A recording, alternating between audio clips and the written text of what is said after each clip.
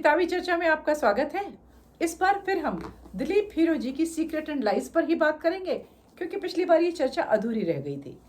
पिछले भाग में हमने देखा किस तरह से दिलीप हीरोजी बताते हैं कि अमेरिका पर जो ओसामा बिन लादेन ने 9/11 किया, उसके परिणाम स्वरूप अमेरिका ने क्या प्रतिक्रिया करी, क्या परिस्थितियां बनी, कैसे उसने प्लानिंग करी और क्यों इराक पर हमला किया, कैसे इराक पर हमला किया, क्या सोच थी वहाँ के लोगों की। इस पे कुछ हद तक चर्चा पिछले अंक में हमने करी। अब उसी कहानी को दिलीप हीरोजी आगे बढ़ाते हैं। अब इस अंक में मैं जो कुछ भी कहूँगी, वैसे तो हमेशा मैं जो कहती हूँ वो जो किताब में लिखा होता है, लेकिन इस बार बहुत सी ऐसी चीज़ें थी जो मेरे लिए भी बड़ी शॉकिंग थी, तो उनको मैंने और सोर्सेस से कोरबरेट किया। ये सब कुछ जो मैं कहने वाली हूँ मेरे व्यक्तिगत विचार नहीं है और आपको पब्लिक डोमेन पे उपलब्ध है। तो हम बात कर रहे थे कि इसने हमला किया इराक पर अमेरिका ने, तो उसको क्या मिला। अभी देखिए, लखदर ब्राहिमी यूएन के स्पेशल एनवॉय टू इराक थे। वो कहते हैं, क्या कहते हैं कि the war in Iraq was useless, it cause more problems than it solve and it brought in terrorism. वो कहते हैं कि इस लड़ाई का कोई फायदा नहीं हुआ, समस्याएं सुलझने के बजाय समस्याएं बढ़ गईं और सबसे बड़ा हुआ कि इस पूरे क्षेत्र में आतंकवाद घुस आया। अब ये जो आखिरी बात है बहुत इंपॉर्टेंट है कि आतंकवाद आ गया। ये सोचने वाली बात है कि क्या ऐसा हुआ। अब जब इन्होंने इराक पर हमला किया, कब्जा किया और राष्ट्रपति को पकड़ कर ले गए, जिसके परिणाम स्वरूप इराक की सेना और वहाँ के नागरिक इनके खिलाफ हो गए और लगातार विद्रोह होने लगे।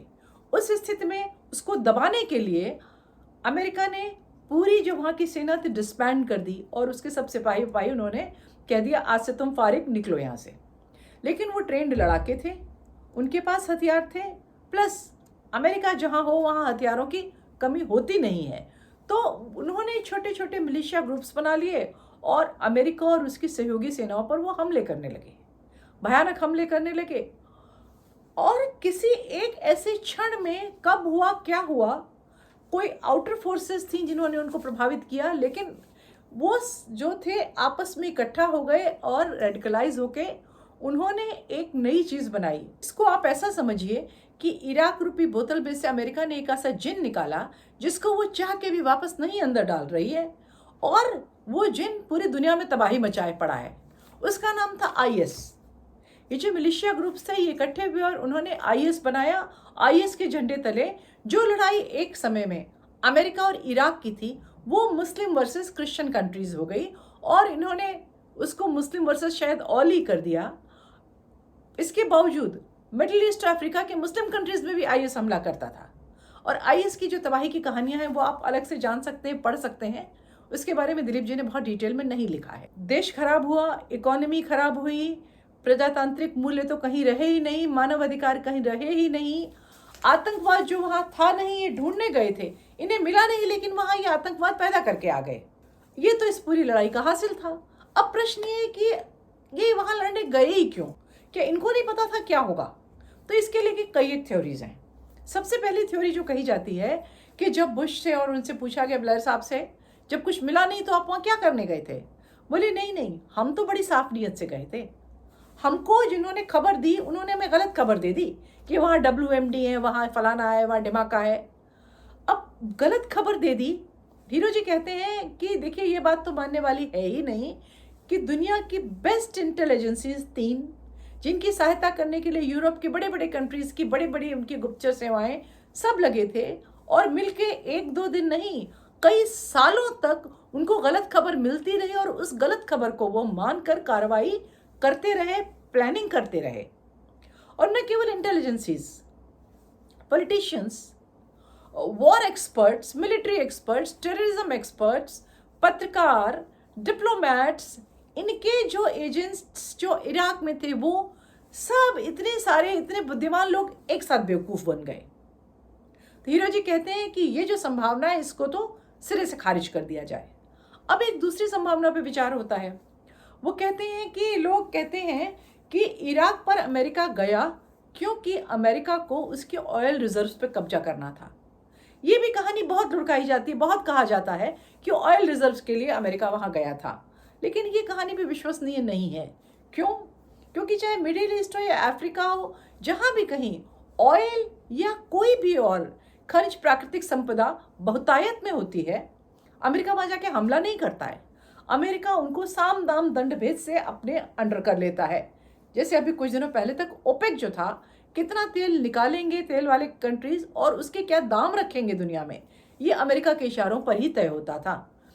और फिर इराक से न तो वो तेल की कुएं उठाकर अमेरिका ला पाया और न इराक उसके कब्जे में आ पाया।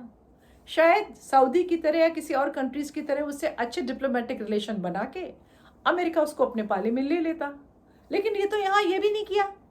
तो ये चीज़ भी हम मान नहीं सकते कि वो ऑयल रिजर्व्स के लिए वहाँ गया था। फिर एक और संभावना पे बात होती, जो तीसरी संभावना है। तीसरी संभावना ये कही जाती है कि इजराइल को इराक से खतरा था, इसलिए इजराइल को सुरक्षित करने के लिए, इजराइल की सहायता करने के लिए अमेरिका इराक के पास गया हमला करने के लिए। ये भी चीज़ थोड़ी कम विश्वसनीय लगती है। क्यों? क्योंकि पूर्व में ऐसे समय आए जबकि अपने बहुत विकट शत्रुओं से इजराइल अकेले निपटा, और अगर अमेरिका को उसकी मदद करनी थी पैसों से, हथियार से, इंटेलिजेंस से, डिप्लोमेटिकली, वो जैसे चाहता मदद करता। इसके अलावा इराक पे हमला इजराइल खुद नहीं करेगा, अमेरिका उसकी सहायता करने गया। ये बात और भी क्यों नहीं लगती है संभावना इसकी, इसके लिए मैं अपने दूसरे वीडियो में बात करूंगी, जहां मैं इजराइल की सीक्रेट एजेंसी मोसाद पर एक किताब पे चर्चा करूंगी। ये भी संभावना खारिज है। अब चौथी एक ही संभावना बचती है। वो संभावना क्या है कि धोबी से तो जीते नहीं, गधे के कानों में हिटती है। मतलब ओसामा का तो कुछ कर नहीं पाए। क्यों? क्योंकि ओसामा तो एक बिल में कहीं छुपा बैठा था, उसको पकड़ना इतना आसान नहीं था, और उसके पास कोई देश नहीं, कोई राजधानी नहीं, कोई नागरिक नहीं, आपके पास कोई लिवे नहीं था उसके ऊपर।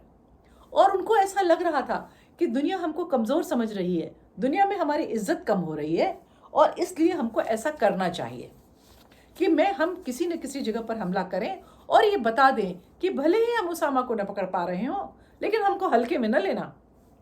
इसके लिए मैं कुछ आपको निकाल कर लाई हूँ, मैंने नोट करके रखे हैं कुछ कोटेशंस जो मैं सुनाऊंगी।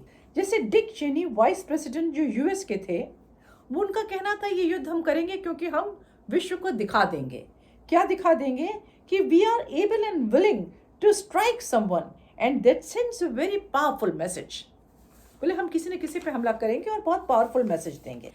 फिर क्या कहते हैं कि बुश, जब उन्होंने इराक पर हमला किया, इराक में जाकर उन्होंने जीत लिया, सद्दाम को गिरफ्तार कर लिया, उसके कुछ महीने बाद वो फ़लस्तीन के पीएम से मिलते हैं। तो फ़लस्तीनी पीएम कहते हैं कि यहाँ कुछ था ही नहीं, आपने आखिर हमला क्यों किया? हर आदमी जो सवाल पूछ रहा था वो उन्होंने भी पूछा।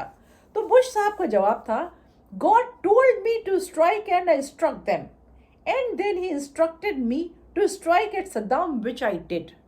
मतलब भगवान ने मुझसे कहा, मुझे दैवी प्रेरणा हुई कि मैं इराक पर हमला करूं, मैंने कर दिया।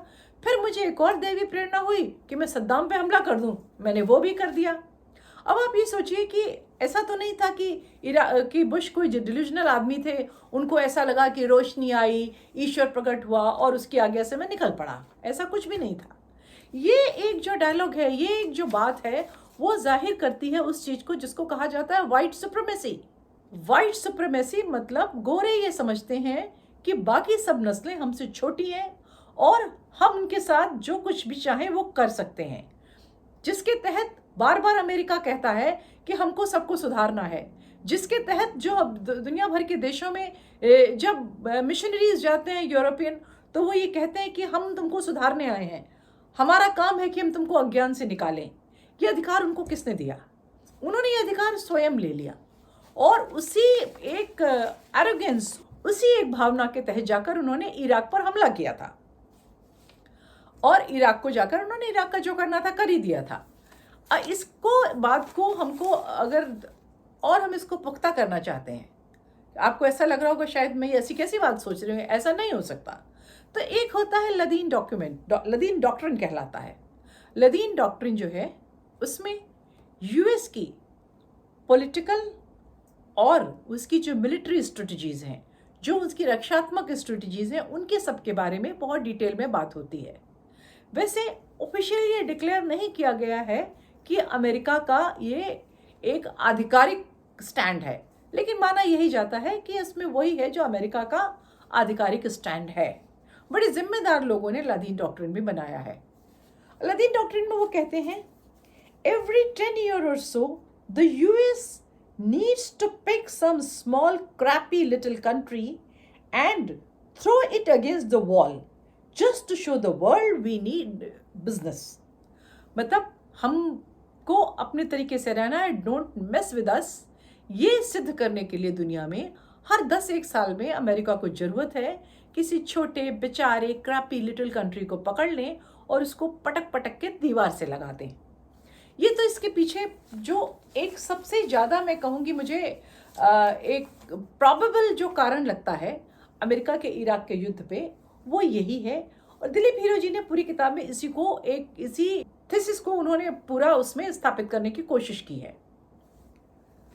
ठीक है, अब प्रश्न ये कि इस किताब पर हमने चर्चा क्यों करी, एक वीडियो के बाद दूसरा वीडियो हम क्यों इस पे बना रहे हैं और देख रहे हैं।